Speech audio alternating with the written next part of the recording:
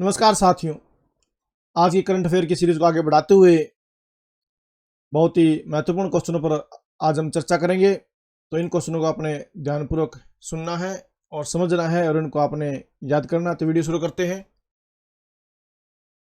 Tanzania के राष्ट्रपति Samiya Suluhu Hasan Bharat की 4 दिन की सरकारी यात्रा पर नई दिल्ली पहुंची। तंजानिया के राष्ट्रपति समिया सुलुहु हसन भारत की 4 दिन की सरकारी यात्रा पर नई दिल्ली पहुंची। देश की राष्ट्रपति बनने के बाद उनकी पहली भारत यात्रा है। हवाई अड्डे पर उनकी अगवानी केंद्रीय शिक्षा राज्य मंत्री अन्नपूर्णा देवी ने की। वे बाद में प्रधानमंत्री मोदी के साथ द्विपक्षीय वार्ता में भाग लेंगी और राष्ट्रपति द्रौपदी मुर्मू से मिलेंगी। मंगलवार को वे व्यापार और निवेश मंच में भाग लेंगी, जिससे दोनों देशों के बीच ऐतिहासिक और मैत्रीपूर्ण संबंध को और मजबूत करने पर चर्चा की जाएगी। तो कई बार क्वेश्चन आ जाता है कि वे तंजानिया के राष्ट्रपति कौन है?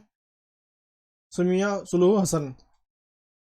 तो भारत की यात्रा पर क्या दिन के लिए? ये 4 दिन के लिए। इस प्रकार से आपने इनको क्वेश्चन को याद करना, समझना। पता नहीं जो एग्जामिनर होता है किस प्रकार से क्वेश्चन को घुमा के पूछ सकता है, और यही उद्देश्य है कि आपको जो पैसेज करवाया जाता है इसके अंदर ज़्यादा क्वेश्चन हो जाते हैं। फिर केंद्रीय शिक्षा राज्य मंत्री कौन है? अन्नपूर्णा देवी। तो इस प्रकार से कई क्वेश्चन एक पैराग्राफ में बन जाते हैं। इसी का यही मेरा मकसद है कि भाई आपको ज़्यादा से ज़्यादा क्वेश्चन करवाए जाए करंट अफेयर के, ताकि आप किसी भी प्रकार का क्वेश्चन आ जाए उसको आप छोड़ेंगे नहीं। तो आगे क्वेश्चन देखते हैं। भारतीय वायुसेना ने अपनी 91वीं वर्षगांठ पर अपने नए ध्वज का अनावरण किया। कि भारतीय वायुसेना ने अपनी कौन सी वर्षगांठ पर? 91वीं वर्षगांठ पर क्या किया? नए ध्वज का अनावरण किया। भारतीय वायुसेना दिवस हर साल 8 अक्टूबर को मनाया जाता है। भारतीय वायुसेना दिवस कब मनाया जाता है? हर साल 8 अक्टूबर को मनाया जाता है। भारतीय वायुसेना ने 8 अक्टूबर 2023 को मनाया 91वां स्थापना दिवस उत्तर प्रदेश के प्रयागराज में मनाया। कहाँ पर मनाया? उत्तर प्रदेश के प्रयागराज में। इस अवसर पर वायुसेना ने बमरोली वायुसेना केंद्र में शानदार परेड का आयोजन किया। वायुसेना प्रमुख air chief marshal V R. Chaudhari. वायुसेना प्रमुख कौन है? Air chief marshal V R. Chaudhari ने एक परेड में वायुसेना के नए ध्वज का अनावरण किया। तो इस प्रकार से इसके अंदर भी काफी क्वेश्चन बने, इनको भी आपने समझना है। केंद्रीय सहकारिता मंत्रालय ने ग्रामीण विकास बैंकों के रजिस्ट्रार कार्यालयों को कंप्यूटरीकरण करने का निर्णय लिया। केंद्रीय सहकारिता मंत्रालय ने सभी राज्यों और केंद्र शासित प्रदेशों की सहकारी समितियों और 1851 कृषि और ग्रामीण विकास बैंकों के रजिस्ट्रार कार्यालयों का कंप्यूटरीकरण करने तथा उन्हें और सशक्त बनाने का निर्णय लिया गया। आगे क्वेश्चन है, हरियाणा सरकार ने विधवाओं के लिए सब्सिडी योजना शुरू की। तो क्या है ये योजना? देखते हैं। हरियाणा सरकार ने वर्ष 2021-22 से राज्य के ग्रामीण और शहरी क्षेत्रों में महिलाओं, विशेष रूप से विधवाओं, तलाकशुदा और कानूनी रूप से अलग महिलाओं को आत्मनिर्भर बनाने और उनकी आर्थिक तथा सामाजिक स्थिति में सुधार के लिए विधवाओं के लिए सब्सिडी योजना शुरू की है। कौन सी योजना शुरू की है? विधवाओं के लिए सब्सिडी योजना शुरू की। राज्य की महिला और बाल विकास राज्य मंत्री कमलेश डांडा ने, कि भाई हरियाणा राज्य की महिला और बाल विकास राज्य मंत्री कौन है? कमलेश डांडा ने कहा कि यह योजना हरियाणा महिला विकास निगम के माध्यम से चलाई जा रही है और इस योजना के तहत अब तक 256 विधवा महिलाओं को, कितनी विधवा महिलाओं को? 256, 638.68 लाख रुपए का ऋण दिया जा चुका है।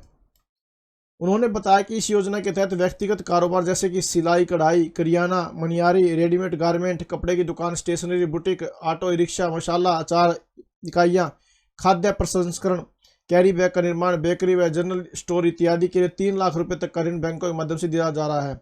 तो कई बार क्वेश्चन पूछ लेते हैं कितने लाख रुपए तक का ऋण दिया जा रहा है हरियाणा के अंदर? 3 लाख रुपए तक का ऋण बैंकों के माध्यम से इनको दिया जा रहा है, विधवाओं के लिए जो सब्सिडी योजना बनाई गई है। लाभार्थी के समय पर कर्ज के भुगतान के मामले हरियाणा महिला विकास निगम ने बैंकों की प्रचलित ब्याज दर पर 3 वर्षों के लिए 100% ब्याज सब्सिडी, 100% ब्याज सब्सिडी यानी कि ब्याज माफ अथवा अधिकतम 50,000 रुपये जो भी पहले हो दिया जाएगा। आगे क्वेश्चन है, भारतीय सेना की पूर्वी कमान नवीनतम रक्षा प्रौद्योगिकियों का प्रदर्शन करने के लिए एक महत्वपूर्ण रक्षा कार्यक्रम ईस्टटेक 2023 का आयोजन कर रही है। किस चीज का आयोजन कर रही है? ईस्टटेक 2023 का। गुवाहाटी में 10 और 11 अक्टूबर को होने वाला यह आयोजन असम और पूरे उत्तर पूर्व क्षेत्र में अपनी तरह का पहला आयोजन है। आगे क्वेश्चन है, बड़ा ही महत्वपूर्ण क्वेश्चन। वाद्य वाग नख को स्थायी रूप से महाराष्ट्र लाया जाएगा। क्या चीज है ये? महाराष्ट्र सरकार ने वाघ नख नामक ऐतिहासिक हथियार को 3 साल के ऋण पर राज्य में वापस लाने के लिए लंदन में विक्टोरिया और अल्बर्ट संग्रहालय के साथ एक समझौता ज्ञापन पर हस्ताक्षर किया। वाघ नख जिसका अर्थ है बाघ के पंजे, कई बार क्वेश्चन पूछते हैं वाघ नख का क्या अर्थ है? बाघ के पंजे एक मध्ययुगीन पंजे जैसा खंजर है जिसका उपयोग भारतीय उपमहाद्वीप में किया जाता है। इसमें घुमावदार ब्लेड है और इसका उपयोग व्यक्तिगत सुरक्षा या गुप्त हमलों के लिए किया जाता है। इतिहास में वाघ नख का सबसे प्रसिद्ध उपयोग छत्रपति शिवाजी महाराज द्वारा अफजल खान की हत्या से जुड़ा है। तो किसके द्वारा किया गया था? छत्रपति शिवाजी महाराज द्वारा अफजल खान की मृत्यु से जुड़ा हुआ है। बीजापुर के आदिल शाही सल्तनत के एक सेनापति अफजल खान को शिवाजी को अपने अधीन करने के लिए भेजा गया था, जो 1650 के दशक में तेजी से मुखर हो गए थे। एक विश्वासघाती बैठक में जब अफजल खान ने उन्हें चाकू मारने का प्रयास किया तो शिवाजी ने खुद का बचाव करने के लिए छुपे हुए वाघ नख का इस्तेमाल किया था। शिवाजी ने इस चीज का प्रयोग किया था, तो इसको भी आपने अपने ध्यान में रखना है। तो ये क्या चीज होती है? आगे है पंजाब पूषा 44 धान किस्म पर प्रतिबंध लगाएगा। कौन सी किस्म पर प्रतिबंध? धान की कौन सी किस्म पर? पूषा 44। पंजाब के मुख्यमंत्री भगवंत सिंह मान ने हाल ही में राज्य में धान की किस्म पूषा 44 की खेती पर अगले साल से प्रतिबंध लगाने की घोषणा की है। पूषा 44 एक समय अपनी उच्च उपज के कारण पंजाब के किसानों के बीच लोकप्रिय था, जो धान की खेती के लिए एक महत्वपूर्ण हिस्से को कवर करता था। तो क्वेश्चन पूछ लेते भी पंजाब के अंदर धान की कौन सी किस्म के ऊपर भगवंत सिंह मान ने प्रतिबंध लगाने की घोषणा की है? तो पूषा 44। तो आगे क्वेश्चन है, व्यापार और विकास पर संयुक्त राष्ट्र सम्मेलन ने 2023 के लिए भारत की आर्थिक वृद्धि का अनुमान बढ़ाकर 6.6% कर दिया है। कितना कर दिया है? 6.6%। आगे है, चीन ने परिवहन बुनियादी ढांचे में एक महत्वपूर्ण छलांग लगाते हुए अपनी अभूतपूर्व हाई स्पीड रेल लाइन का अनावरण किया है।